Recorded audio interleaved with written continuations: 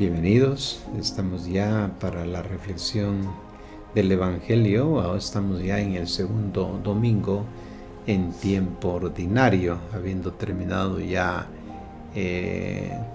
la Navidad que concluye con el bautismo del Señor. Ahora entramos ya al tiempo ordinario, pero como el domingo del bautismo funciona como si fuera el primer domingo del tiempo ordinario, ahorita ya estamos en el segundo.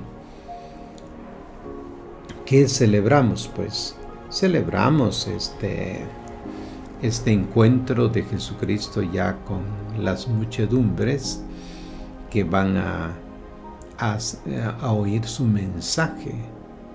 Y tenemos ahora un tema muy importante.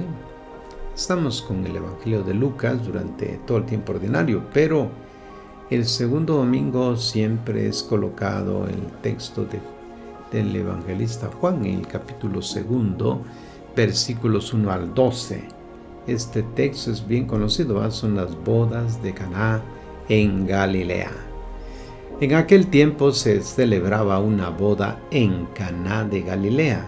Allí estaba la madre de Jesús. También Jesús y sus discípulos estaban invitados a la boda.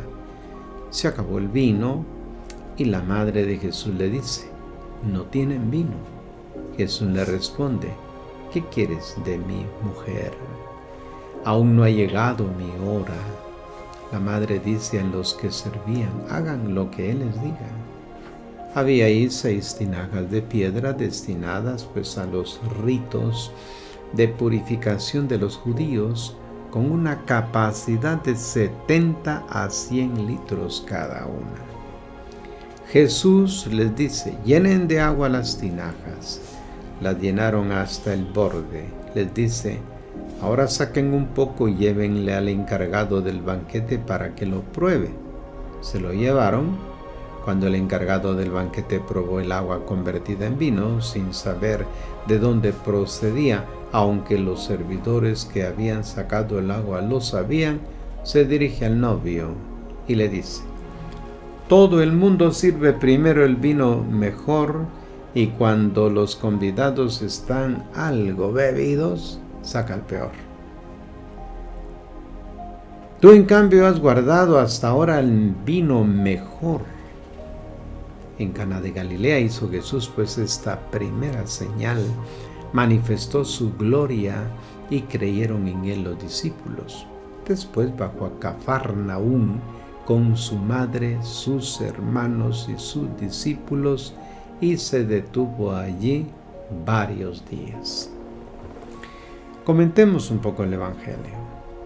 A primera vista este pasaje parece un simple relato de milagro, aunque se trate de un extraño e incluso embarazoso. Hay detalles verdaderamente sorprendentes. Trato de enumerar algunos. Juan narra en su Evangelio solamente 7 signos, y uno se pregunta: ¿es posible que no haya podido seleccionar otro más interesante? Este signo no parece muy educativo. Si los invitados habían bebido ya demasiado, ¿para qué proporcionarles más vino? Los campesinos, pues al oír este evangelio, comentan a veces: pues esto parece ser un ritual al dios Baco, al dios del vino. San Agustín les respondía: «El agua que viene del cielo hace revivir nuestras viñas, y esta agua se transforma en vino». El milagro ocurre, decía él, todos los días. No terminan aquí las dificultades. Aunque hubiera sido necesario ofrecer más vino, ¿para qué recurrir a un milagro? Bastaba hacer una colecta entre los comensales y salir a comprarlo. Los primeros discípulos de Jesús habían sido seguidores del Bautista. Juan el Bautista había tenido sus discípulos, y estos algunos habían seguido a Jesús. Ahora, ante el exceso de vino, en vez de creer en Jesús, tendrían que se han sentido escandalizados. ¿Por qué el evangelista ha dado tanta importancia a este signo?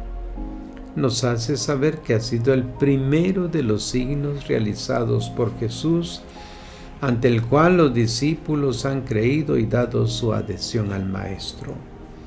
El relato termina con una expresión solemne que no aparece en ninguna otra parte del Nuevo Testamento. Jesús manifestó su gloria. Por tan poca cosa, uno se pregunta, por un gesto que también nuestros amigos podrían repetir con éxito, parece excesiva, fuera de lugar. Hubiera sido más lógica, más comprensible, por ejemplo, después de la curación del ciego de nacimiento o de la resurrección de Lázaro, pues grandes signos. Todavía más, ¿por qué no se habla de protagonistas de la fiesta? Solo se habla de los invitados. Había sido invitado Jesús, su madre y sus discípulos. Por ejemplo, la esposa está ahí como si no existiera. El esposo tiene un papel insignificante, no dice ni una palabra.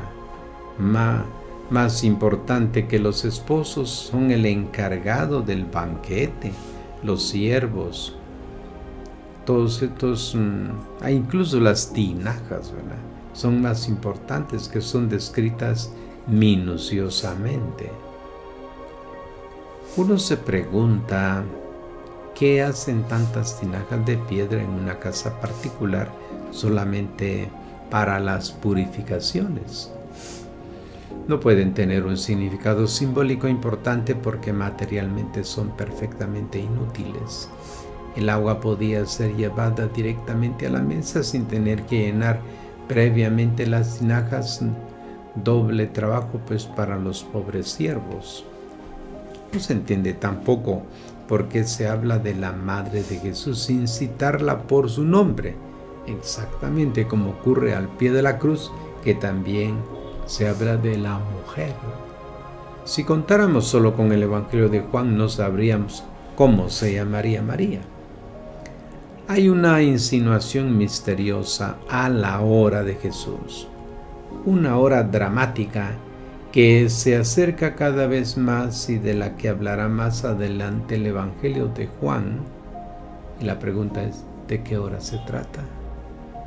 Finalmente, ¿por qué después de haber dado a su madre una respuesta negativa, un tanto brusca, realiza el signo?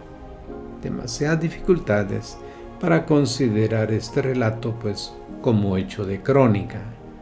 Detrás del relato aparentemente simple se esconde un mensaje más profundo.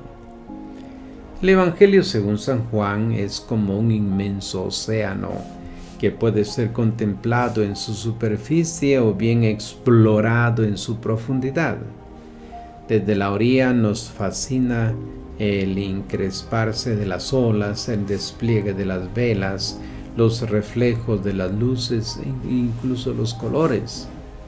Las emociones más intensas, sin embargo, están reservadas a quien tiene la posibilidad de equipararse convenientemente y descender al fondo, donde le esperan las más inesperadas y variantes formas de vida: peces, arrecifes, corales, algas, etc. Lo mismo ocurre en el Evangelio según San Juan. Hay que dejar hasta el fondo para captar toda la riqueza de su mensaje. Esto es lo que pues trataremos de hacer.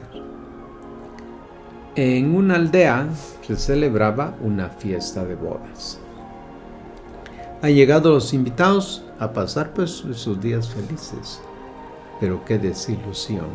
Falta el vino e incluso el agua, porque según el relato, las tinajas están vacías. Una situación lamentable, tristeza general. Esta es la superficie del océano que hay en su profundidad. Para descender debemos prepararnos con el equipo de buceo que nos proporciona el Antiguo Testamento. Hablemos de la fiesta de bodas. El nombre Israel es para nosotros masculino, en hebreo es femenino, un detalle que los profetas no han dejado escapar de su pueblo con el Señor. Él dice que es él el esposo, mientras que Israel es la esposa que a menudo se deja seducir por los ídolos, entrega su amor, dice, a extranjeros. Así declara Dios su amor en boca de los profetas.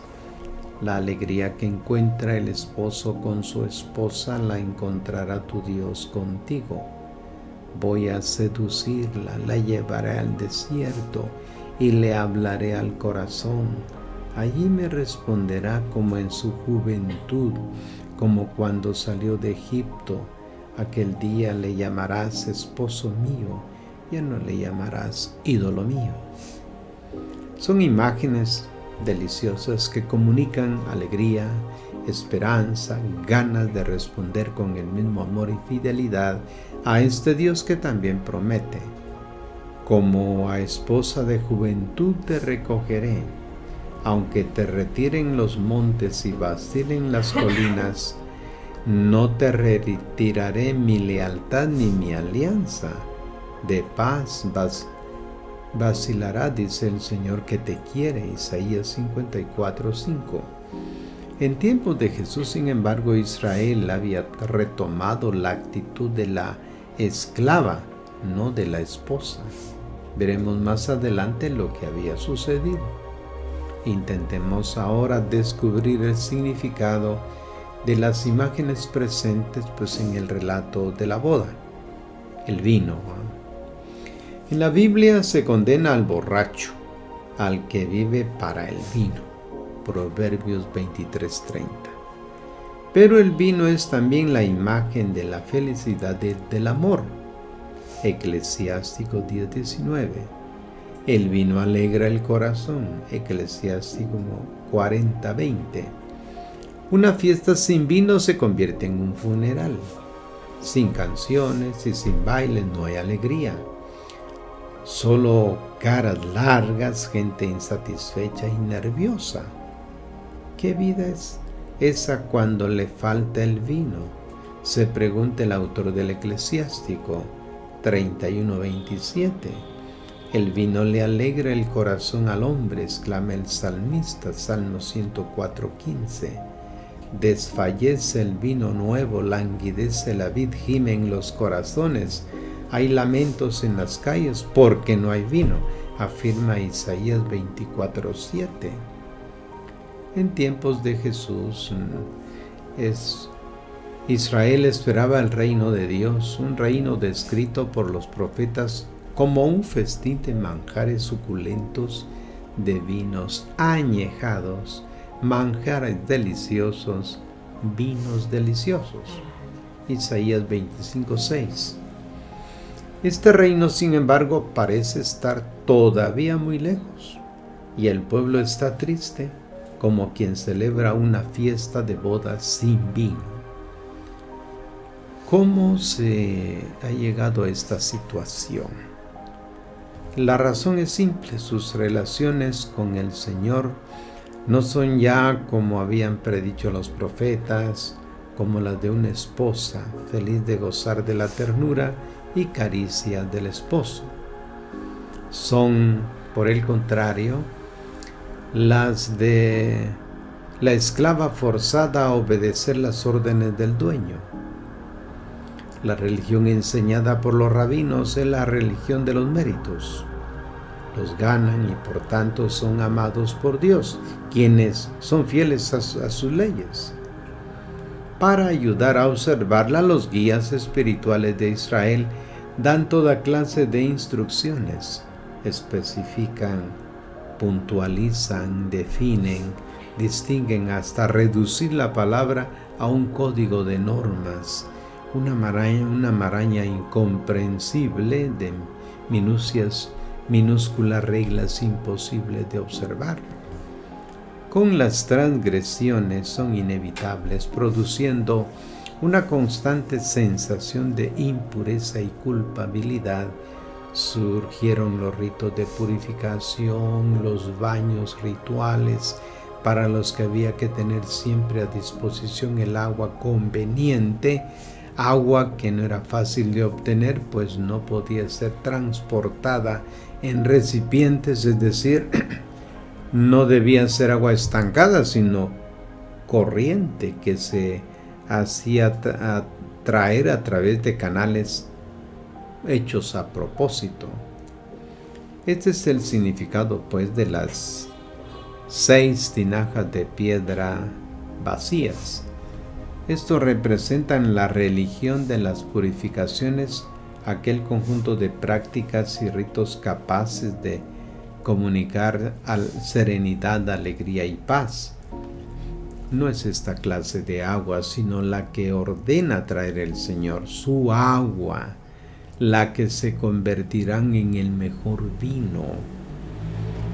Las bodas de Caná sin vino representan la condición triste del pueblo de Israel, desilusionado e insatisfecho, que ha sustituido la atracción amorosa por el Señor con el cumplimiento de disposiciones jurídicas. Este modo de relacionarse con Dios nunca ha producido alegría y, sin embargo, es una constante tentación siempre actual.